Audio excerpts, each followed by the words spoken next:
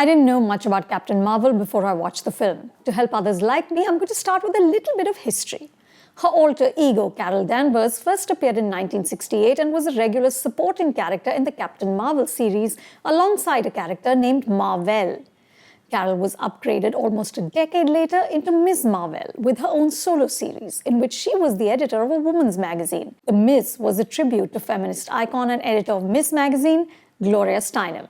Carol further came into her own in 2012 when she evolved from Ms. Mar-Vell to Captain Mar-Vell.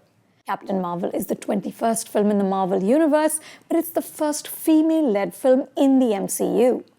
Captain Mar-Vell is the most powerful superhero in the Marvel universe, and I can't tell you how satisfying it is that the hero is a woman and that she's played by Oscar-winning actor Brie Larson. Larson has this wonderful, relatable quality about her. She's attractive, but not staggeringly beautiful. She exudes strength and scruffiness in equal measure. Captain Mar-Vell can release energy like these concentrated blasts from her fists and go into space without dying. But co-directors Anna Boden and Ryan Fleck make sure to put enough chinks in her armor. Carol is impulsive and vulnerable. Despite her strength and power, she's constantly trying to prove herself. She's also trying to figure out who she is. Basically, she's every woman a superhero, and Larson seamlessly captures her ordinary extraordinariness. The film takes a little longer to find its groove. It's 1995 and we're thrust into this intergalactic battle between the Krees and their shape-shifting enemies, the Skrulls.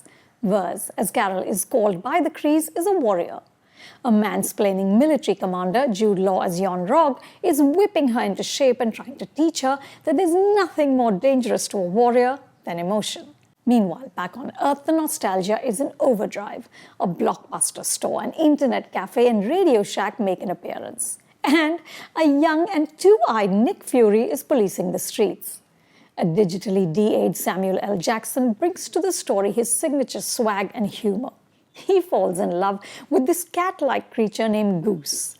It's a memorable relationship, and to see the mighty Nick Fury, even though he's not that mighty yet, get swoony over a pet is everything. The narrative, co-written by Boden, Fleck, and Geneva Robertson-Dworet, celebrates female friendship. Carol reunites with her best friend and co-pilot Maria, wonderfully played by Lashana Lynch. Their scenes together give Captain Mar-Vell its emotional core. There's tenderness, support, and an irreplaceable sisterhood.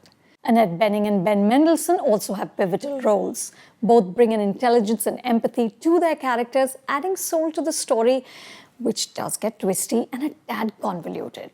There are moments in the film, especially in the first hour, that just feel flat and mechanical, almost as though the makers were simply putting together a serviceable placeholder, which is what Captain Mar-Vell is. It is a placeholder. It's the last standalone film before Avengers Endgame, which will bring the Thanos storyline to a close. But hang in there, because much like the superhero herself, once Captain Mar-Vell finds its footing, the film is rousing and entertaining. The end credits sequence made me whoop with delight and clap. Captain Mar-Vell Volume 1, published in 2014, was called Higher, Further, Faster, More. I definitely want more of Captain Mar-Vell. I'm going with 3.5 stars.